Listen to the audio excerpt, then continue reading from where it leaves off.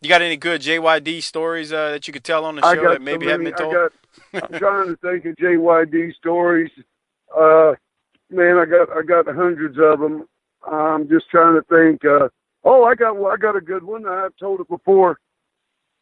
I've told it before. I'll tell you. Ivan Koloff had just seen the light, and he had become a good guy. So JYD and I and Ivan Koloff was traveling down in South Georgia. Was traveling down traveling down in South Georgia. Well, when we walked in the store, this is before cell phones too. When we Right. walked in the store, me and Ivan went in first, and there was a payphone right outside the front door, and all of a sudden, uh, me and Ivan walked in. Well, this woman was standing. She's about 6'2.5", about 300 pounds, standing in a pink nightgown with a big oak stick, probably about 6 foot long, big round. And she looked at Ivan. She said, "Are you here to rob this place?" And he said, "Well, if there's enough money, we might rob it." Well, you see, I think with her dementia, she had knew she'd seen that bad man before. Oh, And she couldn't figure out where, but now seen Ivan live and live in color, she figures he's robbed the store. Well, about that time, I picked up a couple apples, and when I picked up a couple apples, she swung that stick. Ivan was gone. She almost hit me in the head, and I blocked it. Well, when she hit me with that, my apples, you could hear real loud crack, like a shotgun. right. Because my apples went rolling in front of the door, and Junkyard Dog said to his wife, "Baby, I got to go. I think I've been shot in here. I got to go." And he hung the phone up, right? He didn't know that there was a woman, and I started going nuts and everything. But he had thought for sure I got shot in that little southern Georgia store. But JYD, I traveled with him. He dressed a lot on my shows. I thought the world of him. I'm going to tell you something. I mean, so many, and I mean, Tommy being gone tore me to pieces. Junkyard Dog, it broke my heart when he passed away. I mean, and I haven't all of them, but Junkyard Dog, I guess, because I was younger, I just couldn't believe it. But he wrestled on tons and tons of my shows. He was owed to me. He was a professional. The people loved him. Uh, I'll never forget this. When we were down there in Mid South, JYD came to the Irish McNeil where we do our TV there with a Yep. camouflage hat on that day. And he said, "Baby, I tell you, we got to get ready for the bowl, baby. Got to get ready for the bowl. Got to get ready for the bowl." And he had a big bag full of steroids juice, right? Mm-hmm. Got to get ready, baby. Got to get ready, big man coming. They're coming down here. This is right before everything's going on. Well, all Right. of a sudden, he was getting ready for it, all right. He was getting ready. He was going to leave us in the trenches. He was heading north. I I heard that story before. Yeah, He knew to get ready, and he was heading that way. I heard that story before. I didn't realize you were down there at that time, but I've heard that story before that he did that. Yeah. Yeah, he was. "Hey, baby, I got to get ready for the war, baby. I got to get ready." I'll never forget one time he got real late to one of my shows, and my wife was about 120 pounds, and my boy's mom. And all of a sudden, he got there late, man, and it's tough.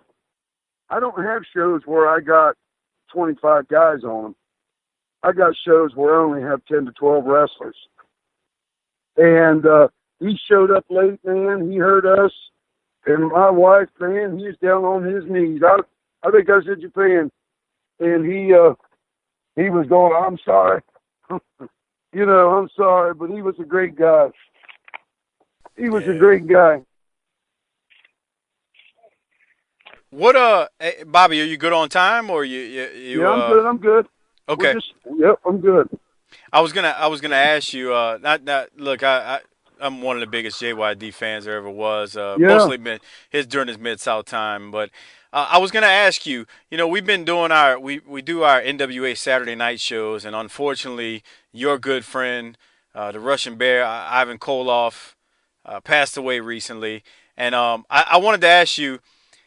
some questions about Ivan, or just you knew him well, obviously, and knew I him loved not. Ivan Koloff. I loved JYD. I love And those guys, man. Go how ahead. I was gonna say, I watch these NWA Saturday night shows on that 6:05 time slot that used to come on TBS now. I'm rewatching them, and Ivan Koloff is so believable, such a outstanding pro wrestler. A machine. Yeah, and I feel like between you and I feel like he doesn't, as I'm watching him back now, 25, 30 years later, that he doesn't get his just due. Would you agree with that? That he doesn't No. get the credit Yeah, he, he he don't. He deserves? should be in the Hall of Fame, brother. Okay. He Yeah, should be in I the think Hall of so Fame. too. He should be He in the Hall of Fame. When it comes to Ivan, when he looks into that camera and he's cutting a promo and saying what he's gonna do, you believe him.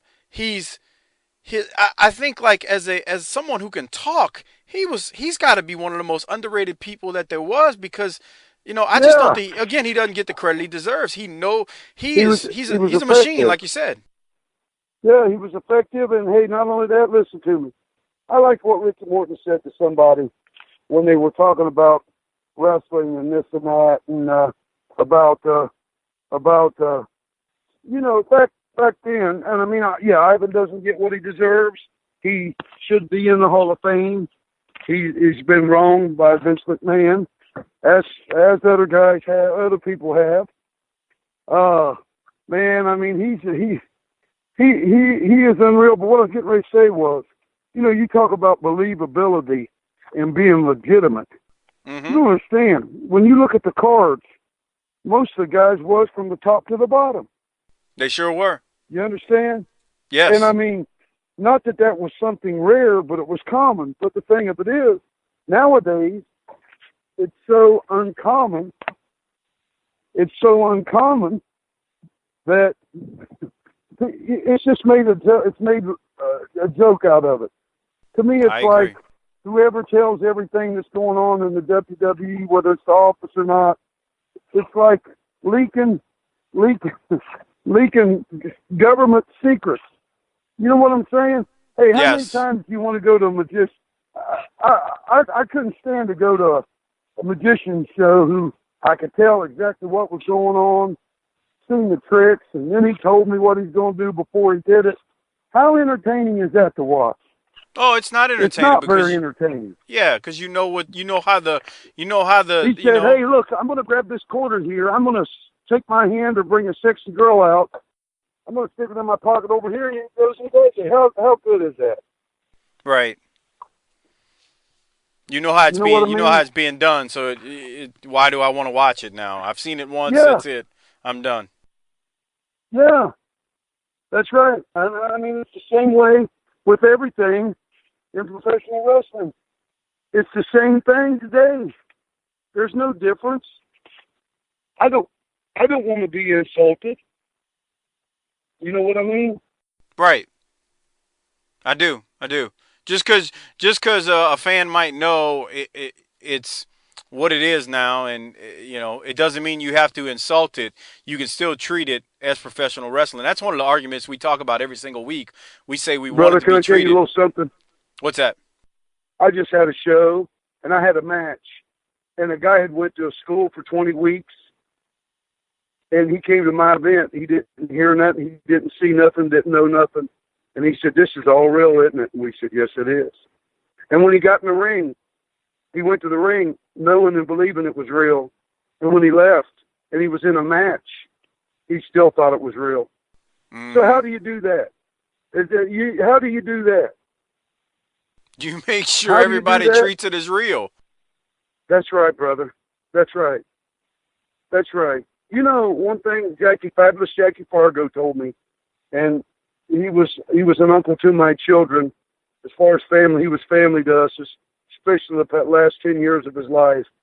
And he had been with Jack Pfeffer and guys that were the pioneers of wrestling in a lot of sense. I mean, when you think about the old NWA only being around kind of from the 40s, I think it was, or 48 or something like that, or National Wrestling Alliance or whatever it was, or 30s. But here's the deal. He told me, he said, Bobby, you can't kill wrestling. There is no way anyone can kill it, and they can't. I mean, think about it. If anything, if what's been done to professional wrestling was done to professional football, you couldn't get somebody in the stands. If what's been done to professional wrestling was done with professional hockey, you couldn't get one person there. If what's been done to professional wrestling had been done to professional baseball, you couldn't get a person there. Yeah. I mean, so there's a special, I'll tell you, wrestling has endured the test of time.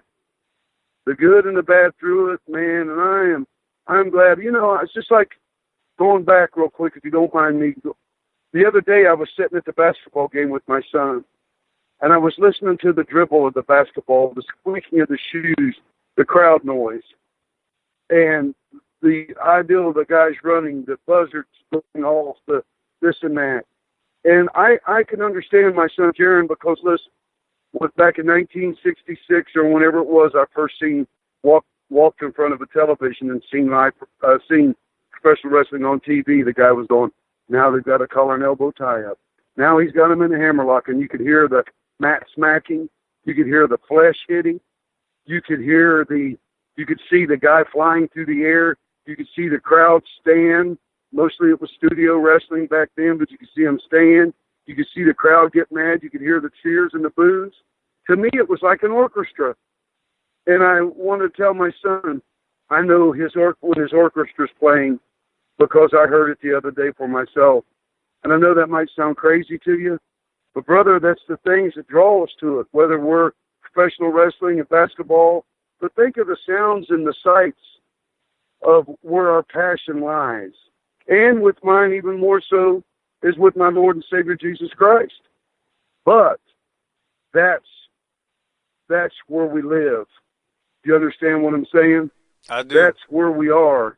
My son, the dribbling the basketball, the ideal of running up and down the court, the buzzer beaters, the shot, the foul shots, the referees whistle blowing or whatever.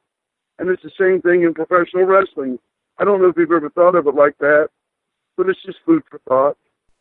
No, I agree. It's the one thing, even as a kid, I first turned the knob because we didn't have remote controls Sure. back then, and That's right. and That's right. That's professional, right.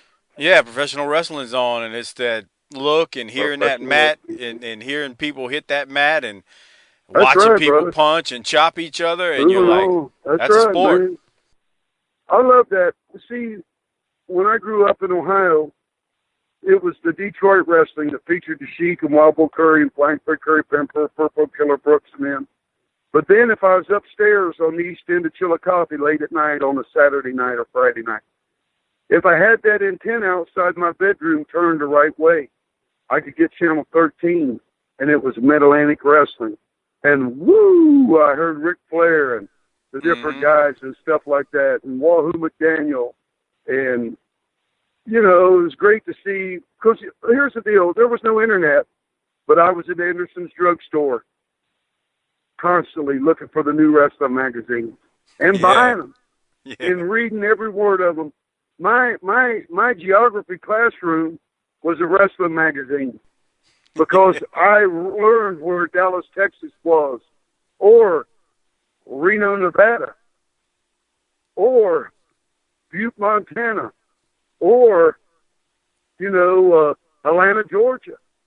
Mm-hmm. I got my education through those wrestling magazines. I can relate. I can relate because I can remember looking at the PWIs as a kid and figuring out where world class was and figuring out where Georgia was and Florida, because they were all mapped out in the PWI. Memphis and everything. I'll never forget the first time I was watching, and it was big time wrestling, and that's why I used the name of it too, the Sheik's Territory. I'll never forget, the guy said, "Ladies and gentlemen, next week the Poffos are coming to town." I thought, what is a Poffo?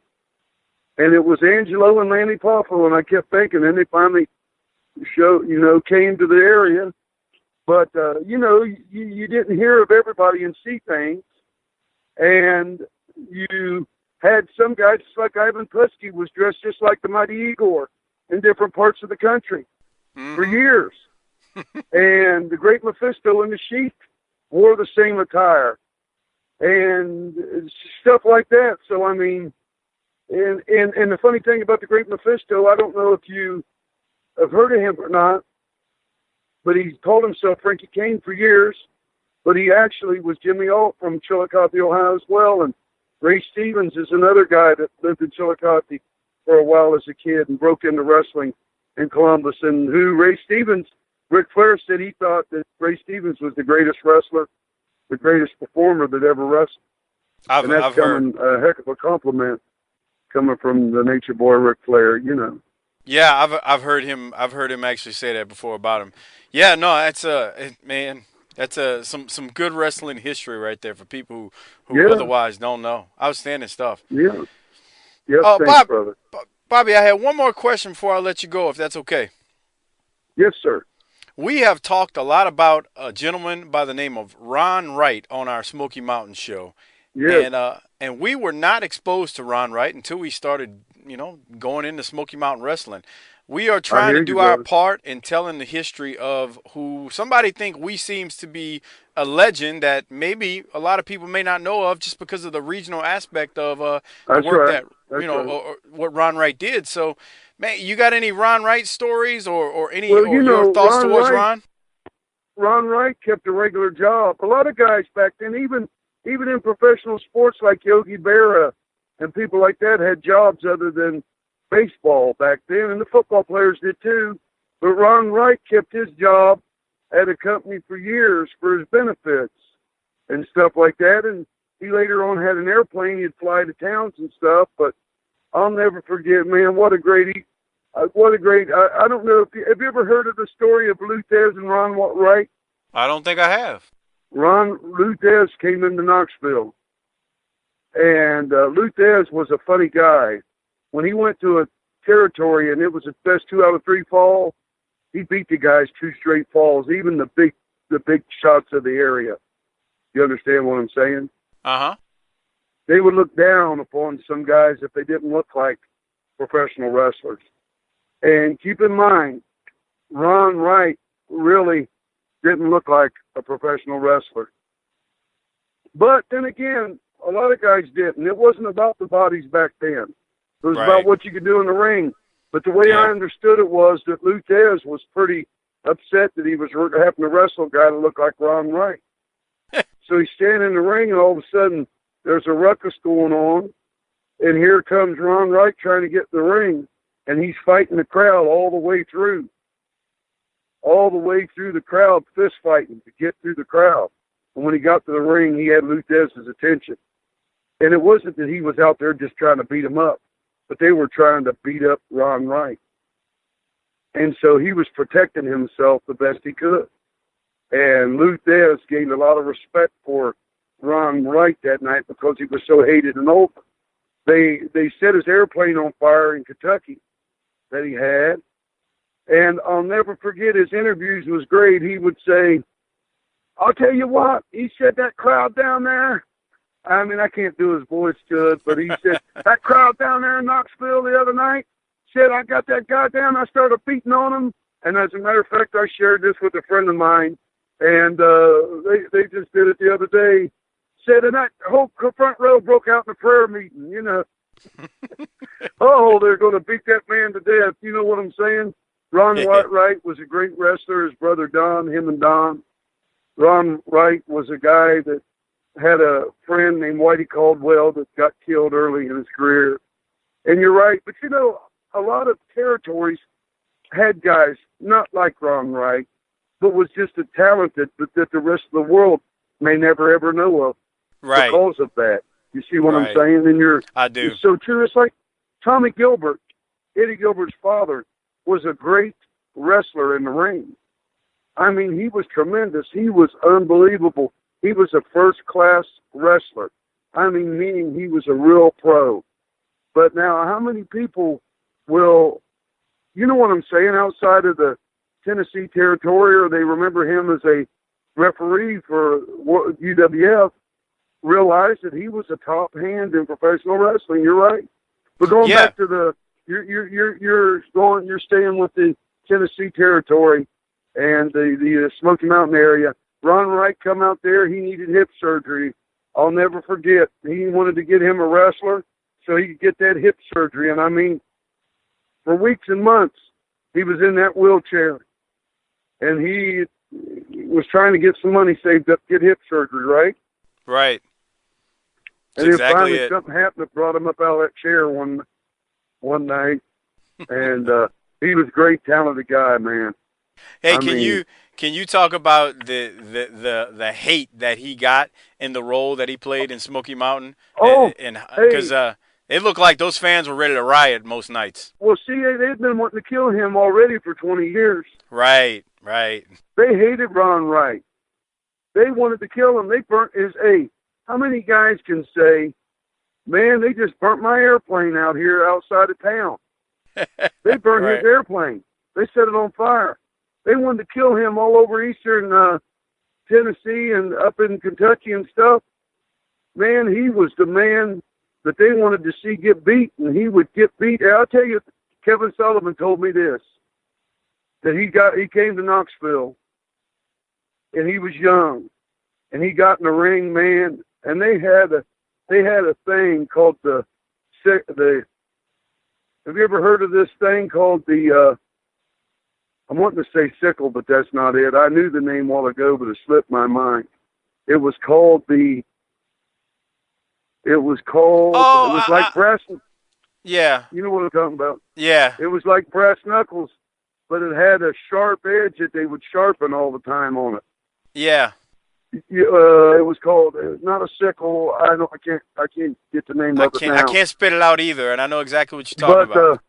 But Kevin Sullivan said, man, they hit him with that thing in that ring. And he said he went temporarily blind in the ring. And he said he grabbed a chain or something. He was young in the business, right? I mean, Yeah. he said, I'm fighting for my life now, man. I'm blind. I can't see. Trying to kill me in the ring. He said, I started fighting him and hitting him as hard as I could. He said, and I hit that Ron Wright. I hit him with everything I had with the chain. I mean, I tried to kill him. He said, and Ron Wright looked at him and said, kid, that's the way we like it around here. when you give your best shot, when you give your best shot to a man that tries to take his head off, and he says, man, that's the way I like it. Hit me like that again. You better Katie bar the door and Molly get the mop out. You know what I'm saying? Yeah, buddy. I hear you. Well, Bobby, I don't want to keep you any longer, man. It's been a pleasure and an honor talking to you about some good old days of professional wrestling, the Yes, thank wrestling you, the way sir. it used to be and wrestling the way I like it. And That's right. in my mind, you and Tommy, you were one of the great tag teams of my Thank you, sir. childhood, and yeah, Thank you. I always enjoyed watching you all, and you all did some really good things. So, Bobby, you're on Twitter at the Bobby Fulton, right? Yes, I am. Okay. So I'm in the middle of writing a book too, brother. I want people, as soon as it's done, I want people to. It's going to have a lot of great stories in it. yeah, let me. As soon as it's done, I will do my part to make sure I tell our social media followers where to find it. Yeah. So, you have any Yes, idea when it'll please. be done? No, I don't. Okay, No, I no don't. problem. No Because problem. I go through. I've had 101 concussions, and I go through not writer's block, but thinker's block. See, what Understand. happens is when I start talking to folks like you, and sometimes my son and people, we just start talking about, well, and it just jogged my memory with a story, like of something. Then I'll say, and I remember, and then it goes on and goes on and goes on. You know. Yeah. No Every worries. wrestler though has a wonderful story, man. This business is around the world, and it's just wonderful. I Yeah. love professional wrestling. I mean that. I'm right there with you, 100% agree. Well, Bobby, I appreciate it. Anything else you want to say before I let you go? I just want to say God bless everyone out there listening. Continue to support your program, your show. Listen, this guy is doing a wonderful job preserving history that no less would just drift away and fade away. Look, guys like Ron Wright, their stories are gone. But through programs like this, they will live on forever. And with our thoughts and minds, I say God bless each and every one of you. Nothing but And, good things. You get a chance to see me at the wrestling shows. I'm still out there doing it. Come up and say hey. well, yeah, so y'all heard it. And Bobby, you hit the nail on the head.